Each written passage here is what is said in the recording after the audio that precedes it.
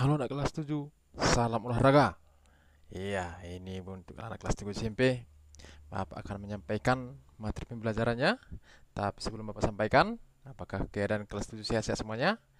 Harapan Bapak, anak kelas 7 sehat-sehat semuanya dimanapun berada. Oke, gitu. Bapak akan langsung aja menyampaikan materi kelas 7. Materi kelas 7 yang mau Bapak sampaikan itu adalah aktivitas bela diri. Khususnya aktivitas pembelajaran bela diri dengan pencak silat. Nah, Bapak ini membacakan materi pembelajarannya kurikulum 2013, revisi 2017. Iya, kita akan mulai saja.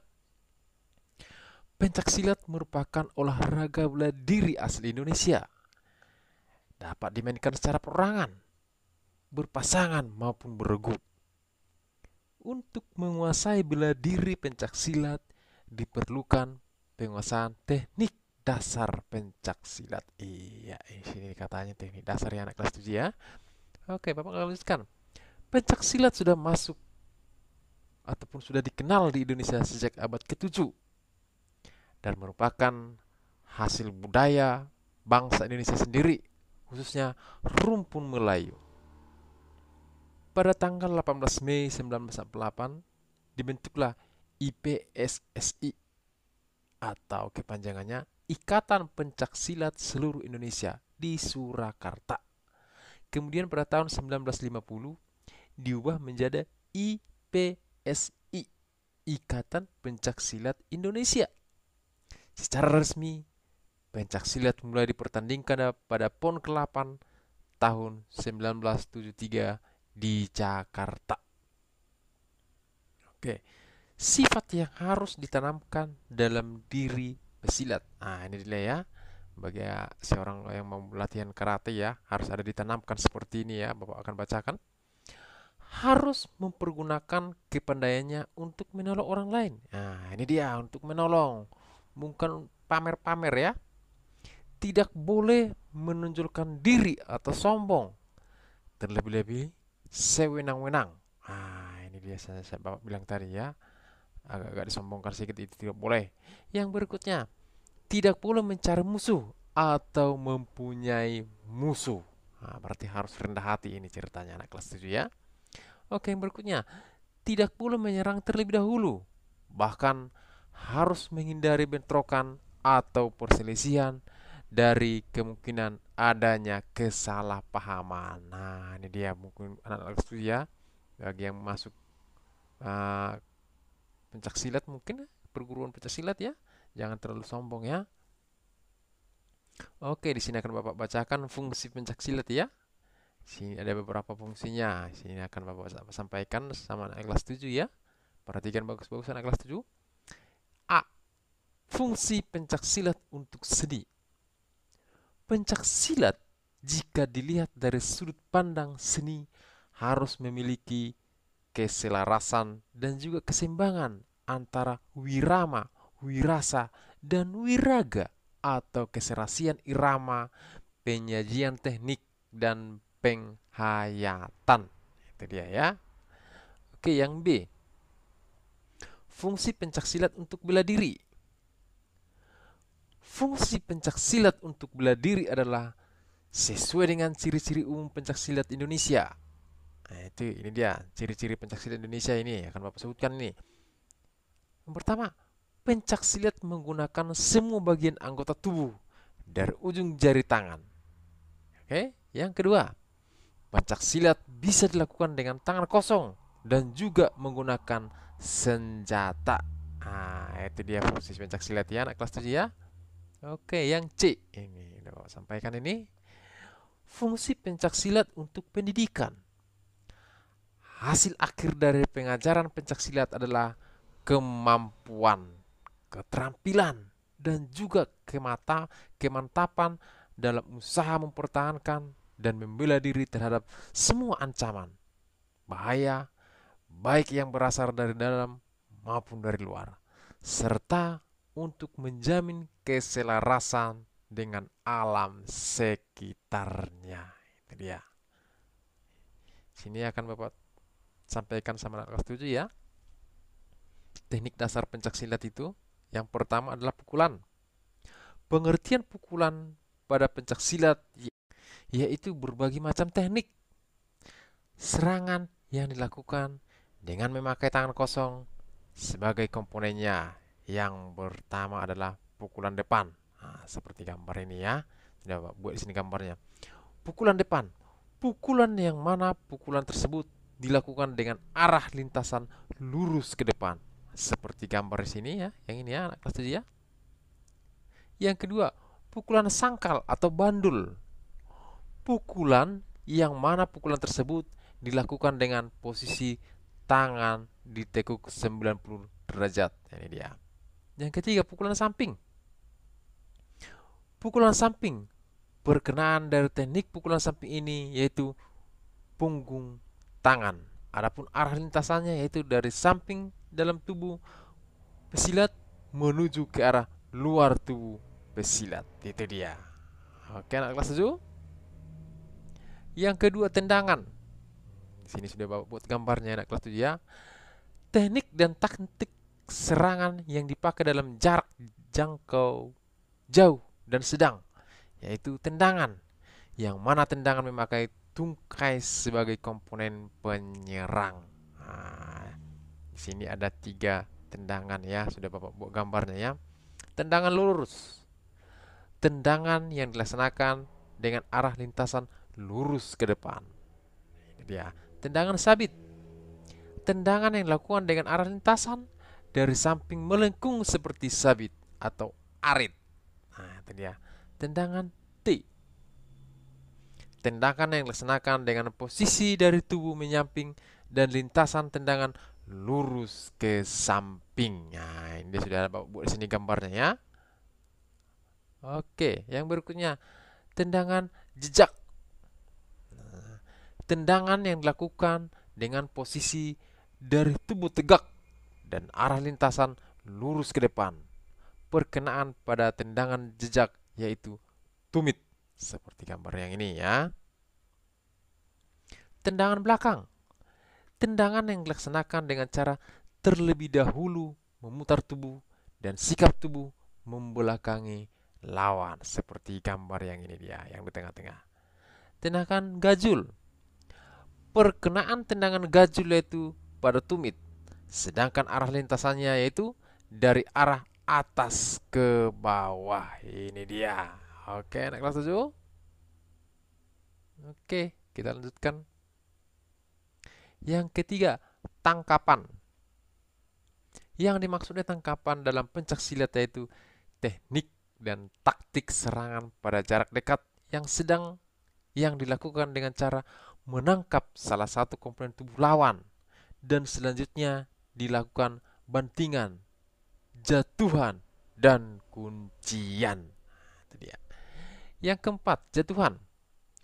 Pengertian jatuhan dalam pencak silat adalah teknik dan taktik serangan pada jarak jauh dan sedang yang dilakukan dengan memakai tungkai atau kaki untuk dapat menjatuhkan lawan. Teknik jatuhan pada pencak silat biasanya disebut sebagai teknik sapuan. Nah, ini dia ya. Yang berikutnya bantingan. Pengertian bantingan pada pencak silat adalah teknik dan taktik serangan pada jarak dekat yang dilakukan dengan cara terlebih dahulu menangkap salah satu organ tubuh lawan yang kemudian dilakukan dorongan atau tarikan, kemudian dilepaskan. Itu dia bantingan.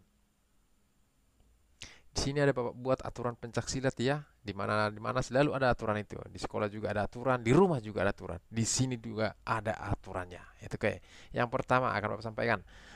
Ketentuan bertanding kategori tanding. A. Perlengkapan bertanding pencak silat.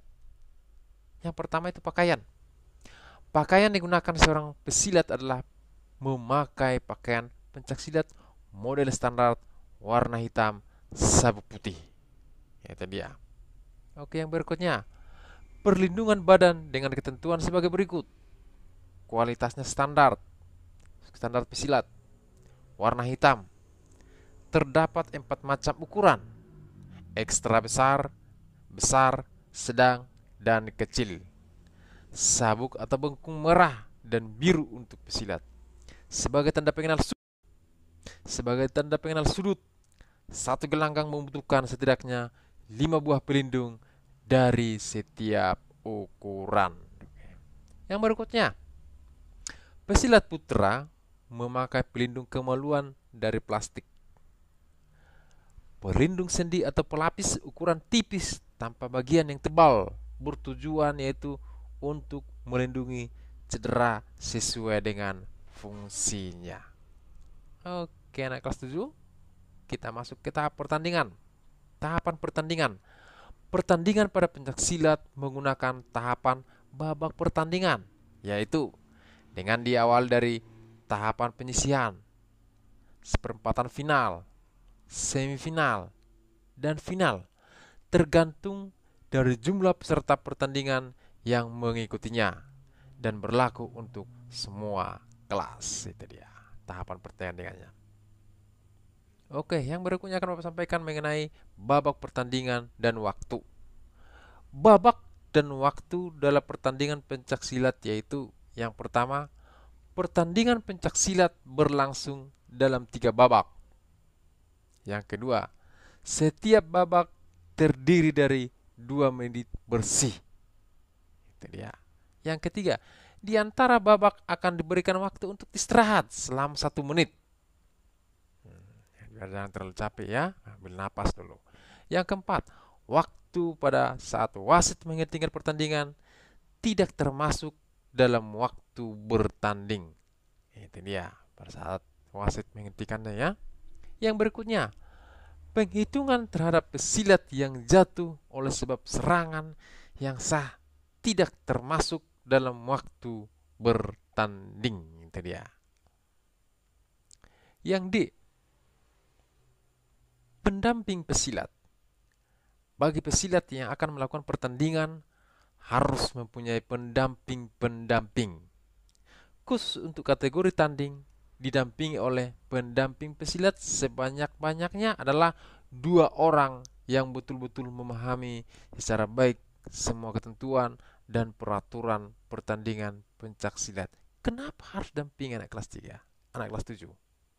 Supaya pada saat ada kesalahan lawan, yang mendampingi bisa menjumpai tim penilai atau wasit untuk menanyakan keabsahan kesalahan lawan itu. Itu dia.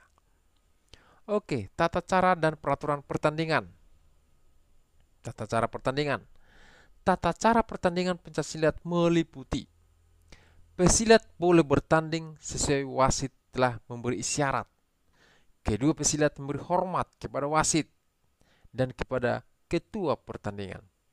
Selanjutnya, kedua pesilat kembali ke sudut. Wasit memanggil kedua pesilat. Kemudian kedua pesilat melakukan jabat tangan. Nah, harus jabat tangan ya sebelum bertanding. Wasit memeriksa atas kesiapan semua petugas. Kemudian akan memberikan aba-aba tanda bahwa pertandingan dimulai. Pada saat istirahat antar babak, pesilat harus kembali menuju ke sudut masing-masing. Itu dia tata cara pertandingannya. Oke, yang berikutnya aturan pertandingan.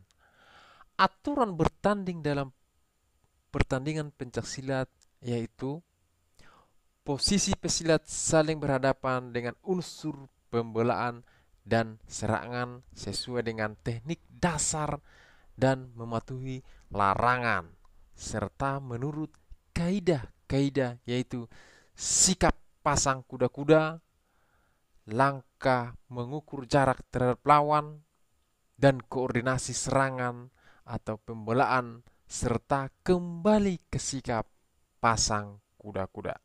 Itu dia. Pembelaan dan sikap serangan yang dilakukan harus mempunyai pola dari sikap awal atau pasang kuda-kuda dan langkah. Serangan beruntun harus tersusun dengan aturan dan berangkai dengan berbagai cara ke arah sasaran sebanyak-banyaknya 4 jurus serangan. Oke, ini sudah ditentukan ya 4 jurus serangan ya. Perlengkapan memakai pakaian silat, pelindung badan, atau body body protector. Ah, itu dia anak kelas 7 ya. Oke ya, anak kelas 7, demikian pembelajaran kita hari ini dengan materinya pencak silat ya. Semoga bermanfaat buat anak kelas 7, buat orang tua anak didik kami juga, buat siapapun yang menonton video ini. Terima kasih semuanya. Semoga tetap sehat. Jangan lupa, dalam tubuh yang sehat terdapat jiwa yang sehat. Terima kasih.